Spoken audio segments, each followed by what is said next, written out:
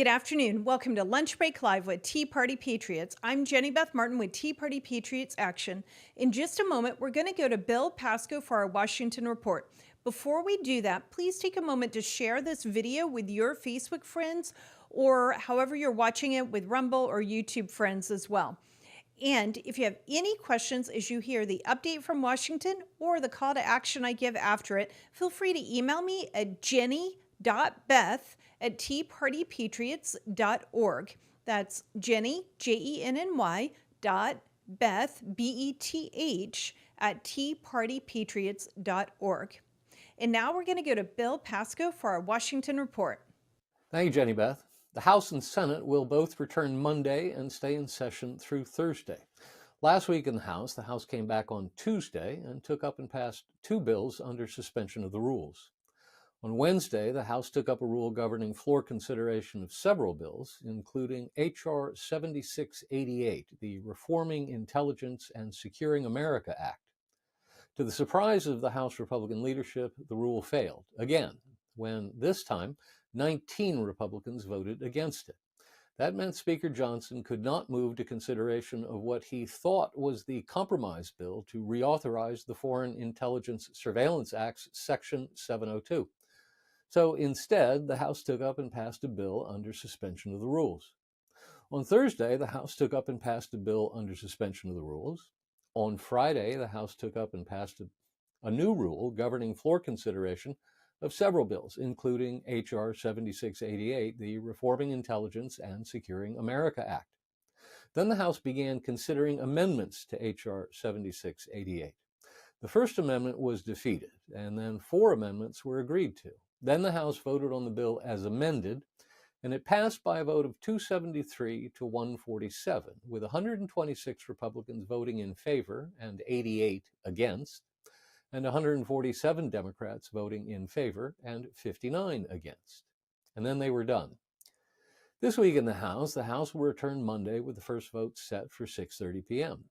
At that time, the House is scheduled to consider 11 bills under suspension of the rules and 1 bill under a rule, H.R. 529, Extending Limits of U.S. Customs Waters Act. On Tuesday, Wednesday, and Thursday, the House will take up a series of bills under a rule. First up will be H.Res. 1117, opposing efforts to place one-sided pressure on Israel regarding Gaza. Then the House will consider H.R. 4639, the Fourth Amendment is Not for Sale Act. Then the House will take up H.Res. 1112, denouncing the Biden administration's immigration policies. Then the House will consider 6 bills meant to push back against the Biden administration's overreach on household appliances. They are H.R. 6192, the Hands Off Our Home Appliances Act, which prohibits the federal government from putting new energy conservation mandates on household appliances. H.R. 7673, the Liberty in Laundry Act, which prohibits the government from prescribing or enforcing energy conservation standards for clothes washers that are not cost-effective or technologically feasible. H.R. 7645, the Clothes Dryer Reliability Act, same thing for clothes dryers. H.R. 7637, the Refrigerator Freedom Act, same, but for refrigerators. H.R. 7626, the Affordable Air Conditioning Act, same, but for air conditioning units. And H.R. 7700, the Stop Unaffordable Dishwasher Standards Act, which addresses the Republicans' claims of the overregulation of dishwashers. But wait, that was the House schedule for this week that existed as of Saturday morning. But then something happened Saturday afternoon and evening. Iran attacked Israel, sending hundreds of drones, ballistic missiles, and cruise missiles at Israel at the same time, in an attempt to overwhelm Israel's air defenses. Consequently, House Majority Leader Steve Scalise sent out a notice to those of us who follow such things, explaining that the schedule for this week would shift so the House could consider various pieces of legislation designed to show our nation's support for Israel. On Sunday, the schedule was updated. When the House returns today, the first vote will still be set for 6:30 p.m., but this time the House will consider 5 bills under suspension of the rules. Each of them deals with Iran in one form or another. They are H.R. 5921, the No U.S. Financing for Iran Act of 2023. H.R. 5923, the Iran-China Energy Sanctions Act of 2023. H.R. 6245, the Holding Iranian Leaders Accountable Act of 2023. H.R. 6015, the Iran Sanctions Accountability Act of 2023. And H.R. 6408, to amend the Internal Revenue Code of 1986 to terminate the tax-exempt status of terrorist-supporting organizations as amended. Then, on Tuesday, Wednesday, and Thursday, the House will consider the following under suspension of the rules. H.R. 3033, the Solidify Iran Sanctions Act. H.R. 6603, the No Technology for Terror Act. H.R. 5917, the Strengthening Tools to Counter the Use of Human Shields Act. H.R. 5826, the No Paydays for Hostage Takers Act. H.R. 4681, the Illicit Captagon Trafficking Suppression Act. H.Res. 288, encouraging the EU to designate resolution. H.Res. 883, expressing the sense of the House of Representatives that the slogan, "From the river to the sea, Palestine will be free," is anti-Semitic and its use must be condemned. In addition, the House will consider the following legislation pursuant to a rule. H.Res. unnumbered as yet, condemning Iran's unprecedented drone and missile attack on Israel. H.R. 6046, the Standing Against Houthi Aggression Act. H.R. 6323, the Iran Counterterrorism Act. H.R. 4691, the Iran Sanctions Review Act. H.R. 5947, to provide for the rescission of certain waivers and licenses relating to Iran and for other purposes.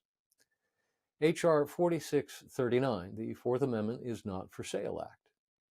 Additional legislative items related to security supplemental appropriations are possible.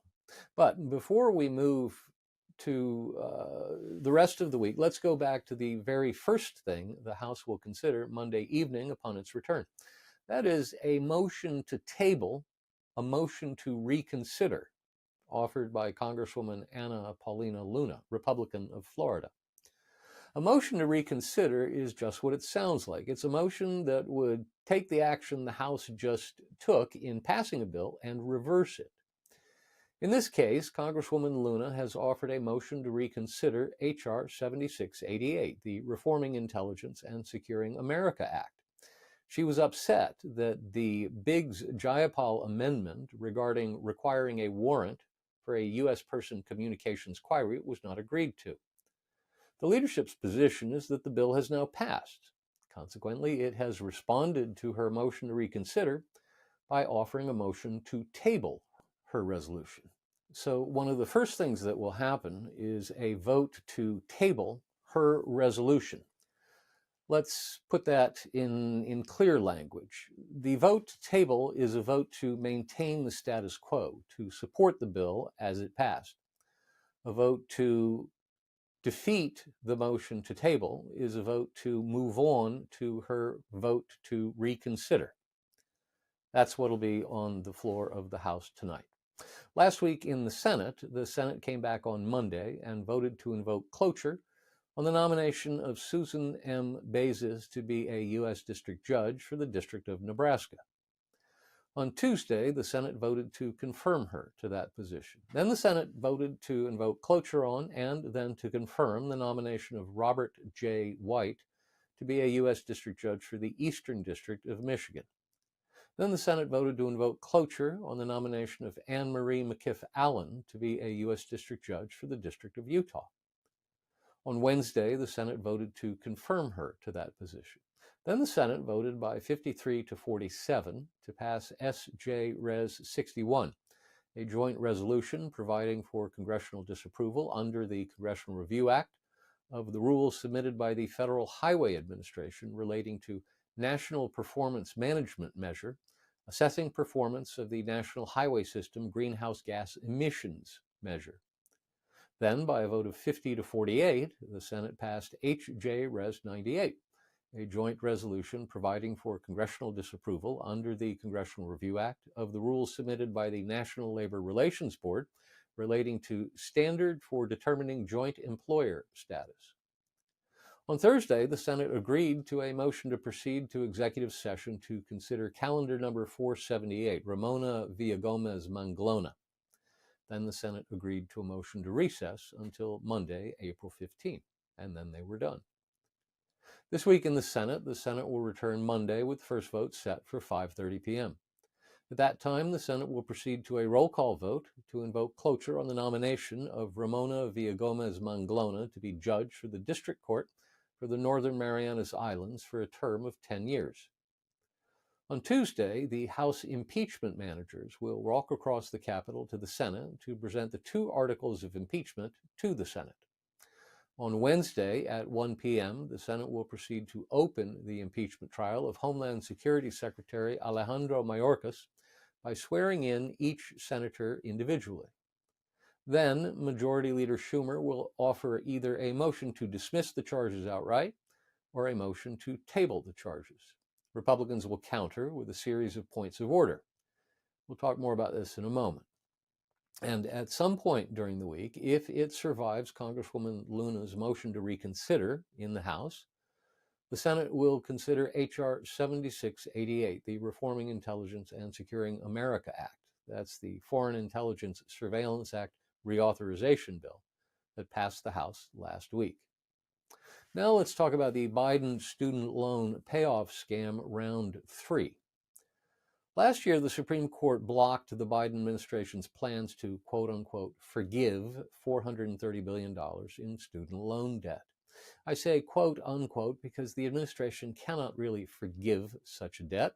All it can do is move the debt from the people who currently hold the debt, that is, people who signed a contract with a creditor to borrow money for school and then pay it back later, and move it to people who did not sign such contracts, who did not take out loans, or maybe they took out loans and paid them back already. The Supreme Court rightly ruled that the Biden administration had no legal authority to do what it wanted to do. Consequently, the Supreme Court blocked the Biden administration's plan.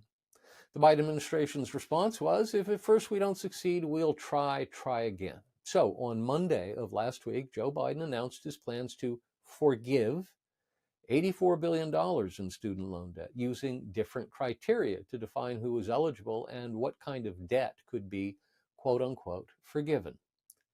I anticipate that this plan will be challenged in the courts as well, and I anticipate that the courts, including the Supreme Court eventually, will once again strike down the Biden administration's plan as an executive overreach. What we should draw from this entire episode is this: the Biden administration is lawless. It does not feel bound by precedent or text. It appears to believe the Constitution is not a collection of limitations on the authority of the government, but a group of suggestions. Stay tuned.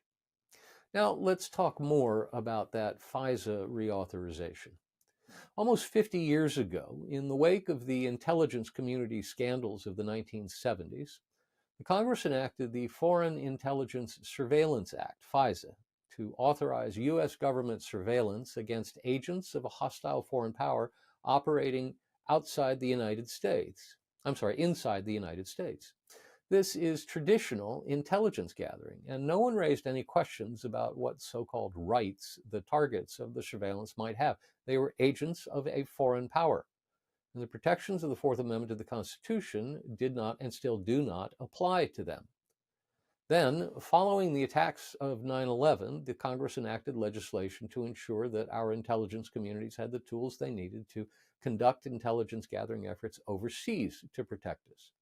In 2007, they amended the 1978 law to establish Section 702 of the Foreign Intelligence Surveillance Act. Section 702 authorizes the intelligence community to conduct warrantless surveillance against foreigners overseas. Since its inception, Section 702 has needed to be reauthorized by the Congress on a regular basis. The last time Section 702 was reauthorized was 2018. It was reauthorized for a 5-year period ending in 2023. Legislation passed last year in advance of the expiration of Section 702 authority extended its authorization to April 19, 2024. That's this coming Friday. FISA, you may recall, was abused by certain officials of the FBI and the DOJ during the Obama administration to illegally spy on Carter Page, a volunteer for the 2016 Trump campaign. Under false pretenses, which included lying to a Foreign Intelligence Surveillance Court judge, the FBI applied for and received a warrant to surveil Page. And then the FBI continued to deceive FISC judges every 3 months for 2 years to keep extending their authority to spy on him illegally. But here's the important part. It was not Section 702 that was abused by the FBI and DOJ to obtain those warrants against Page illegally. Section 702 had nothing at all to do with it. It was the original text of the 1978 law that was abused, and it had nothing to do with collecting foreign intelligence overseas. Fast forward to last week, Speaker Johnson's decision to put legislation reauthorizing Section 702 on the floor.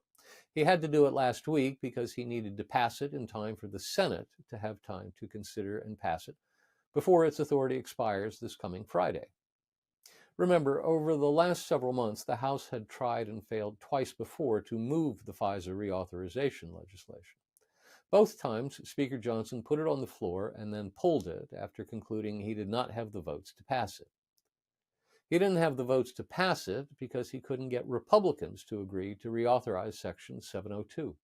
Opponents of Section 702 demand that in the few instances in which an American citizen's communications are caught up in the surveillance of a targeted foreigner for foreign intelligence purposes, the intelligence agencies must seek and obtain a warrant before querying the database about the American. But we're not talking about gathering information on an American for purposes of a criminal investigation. If we were, the law already requires the FBI to get a warrant from a judge. What we're looking at is the communications of an American for purposes of gathering foreign intelligence, which is a whole different thing.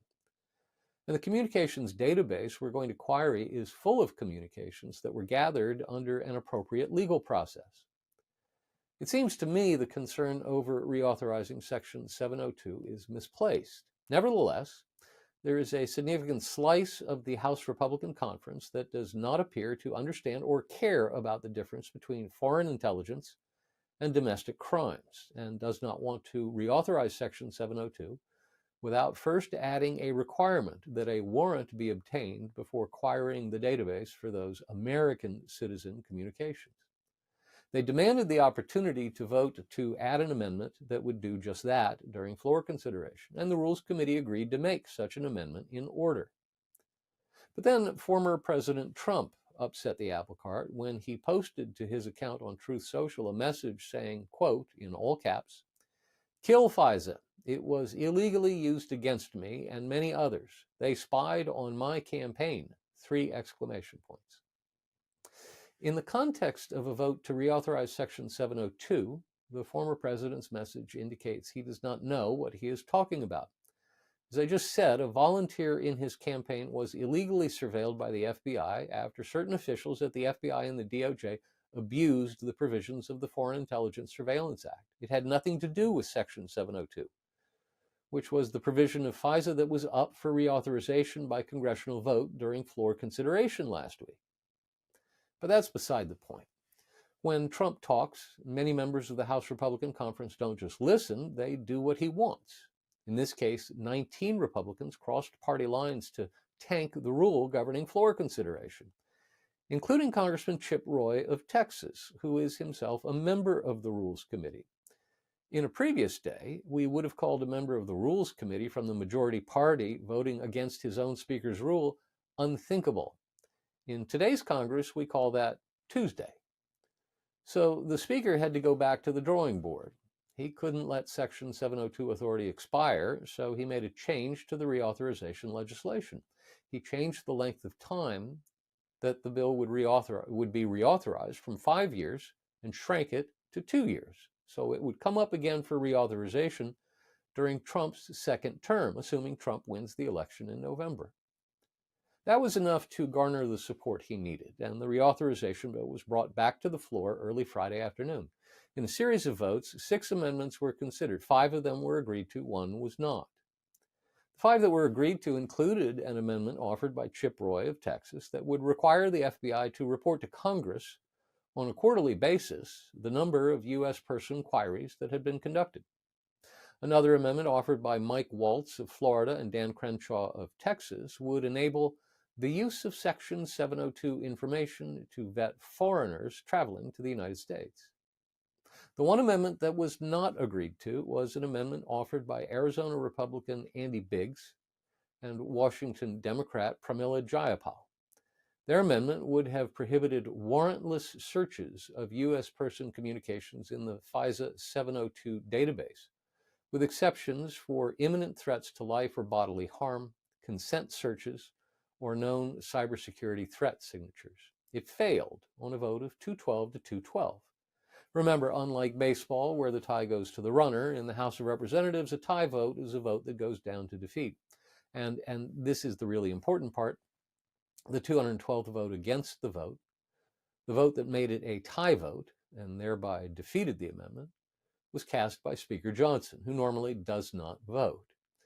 The not voting thing is not a Mike Johnson thing, it's a Speaker of the House thing. The Speaker normally does not vote.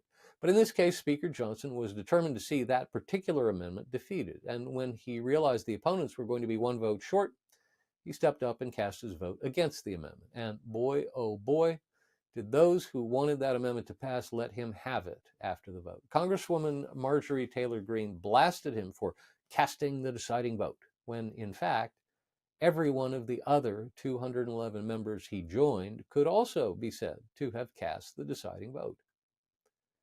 The bill will now go to the Senate for consideration there this week, assuming the motion to table Congresswoman Luna's motion to reconsider succeeds. Now let's talk about non-citizen voting. On Friday at Mar-a-Lago, Speaker Johnson and former President Trump spoke to the press about a new bill that both are supporting. It's called the SAVE Act, and it's about election integrity. SAVE is short for Safeguard American Voter Eligibility, and what the bill does is simple. It amends the National Voter Registration Act, the NVRA, to require states to obtain documentary proof of citizenship to register an individual to vote in an election for federal office. Liberals and the media, but I repeat myself, do not understand this. They've already mocked the legislation, saying it's already illegal to vote in a federal election if you're not a citizen, as if this legislation makes it illegal to vote in a federal election if you are not a citizen. It does not do that. Here's the problem. The National Voter Registration Act, also called the Motor Voter Law, has a 1-page form that every state is supposed to use to register people to vote. And that 1-page form has a line on it that says, I am a citizen of the United States, and then has a box next to it that you're supposed to check to indicate that you are, in fact, a U.S. citizen. And then at the bottom of the form, you sign your signature to attest under penalty of perjury that everything you just filled out on the form is true and accurate. And voila, you are now registered to vote. And because you checked a box that indicated you are a U.S. citizen, and then you signed your name under penalty of perjury that everything you filled out is true and accurate, you must be a U.S. citizen, right? Because no one who ever had bad intent ever lied on a document, did they? Swearing that you are a citizen is not at all the same as proving that you are a U.S. citizen. Swearing that you are a citizen simply requires you to say something. It doesn't require you to provide any proof of any kind.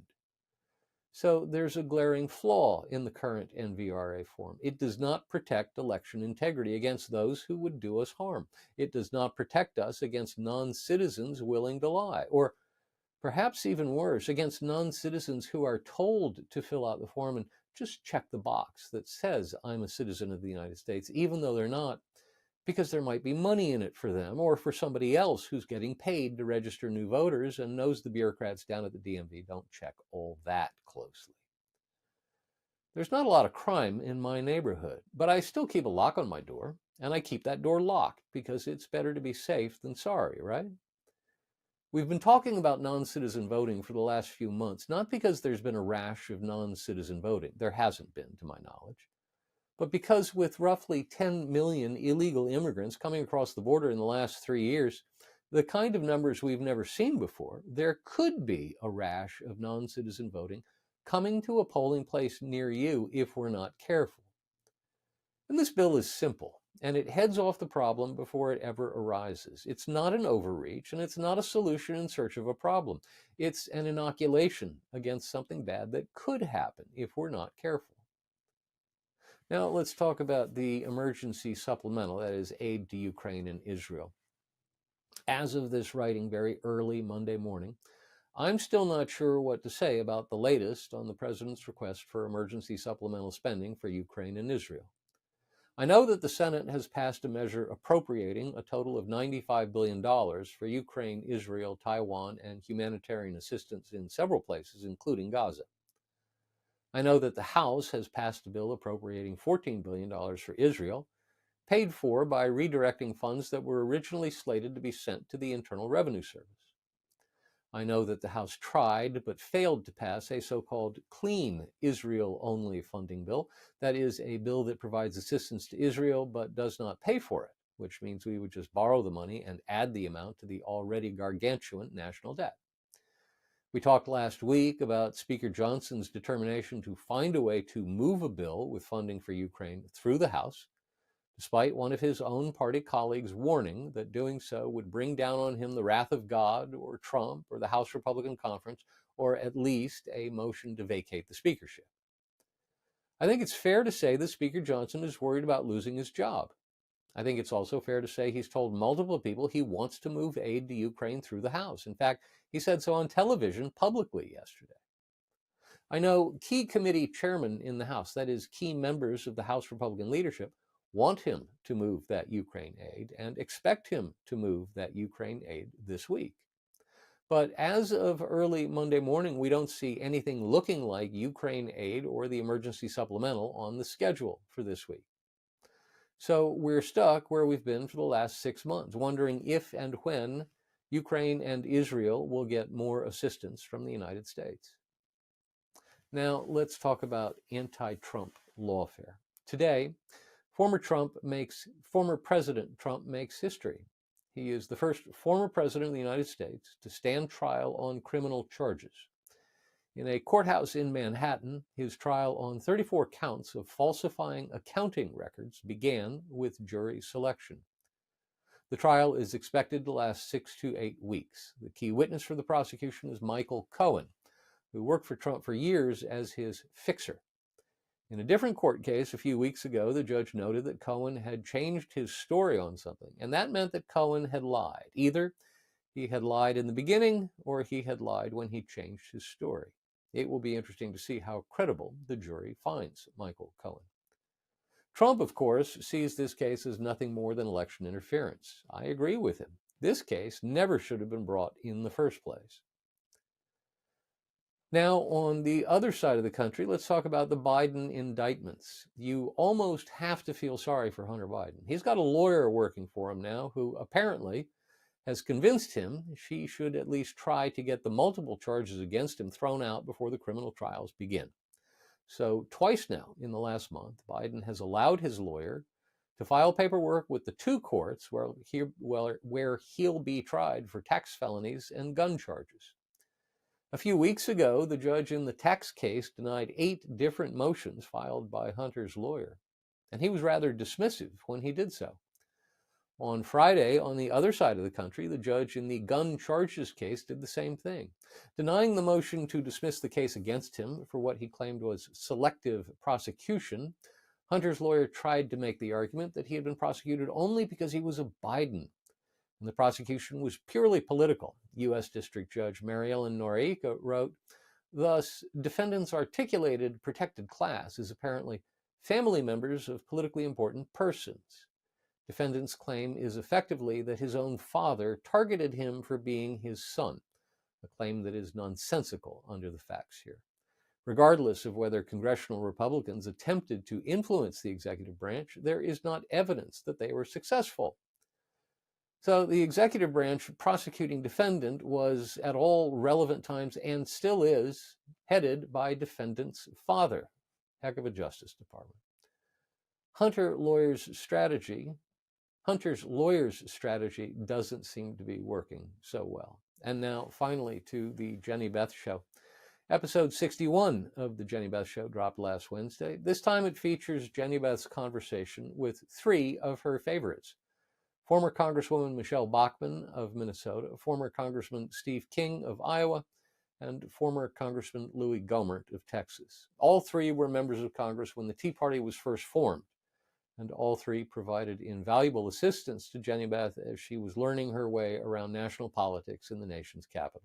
It's a great conversation, and as always, is highly recommended. And that's our Washington Report for this week. Bill, thank you so much for that Washington Report. And if you have questions about that Washington Report, feel free to email me at jenny.beth@teapartypatriots.org. Now, I want to tell you about a new program that we're launching with Tea Party Patriots Action. Do you think the country is on the wrong track and you're concerned you can't trust the outcome of the elections? Are you eager to make a difference, but you don't know how and where to start? At Tea Party Patriots Action, we have a two-part solution, our plan to secure and win. To secure elections, we are recruiting and training people like you to become poll workers and poll watchers so you can monitor what is happening when ballots are cast and counted. To win elections, we are teaching you how to talk to your friends and family to ensure they make a plan to vote and cast their ballot to make America great again. To learn more about this program, please go to secureandwin.com. secureandwin.com. Fill out the form on the page and learn. And then once you sign up, we'll email you and give you more information on how to get involved. That's the call to action for this week. We need to secure and win and start preparing now for election season, which begins in September. Thank you so much for joining Lunch Break Live with Tea Party Patriots today, and we'll be back next week for another Lunch Break Live with Tea Party Patriots session.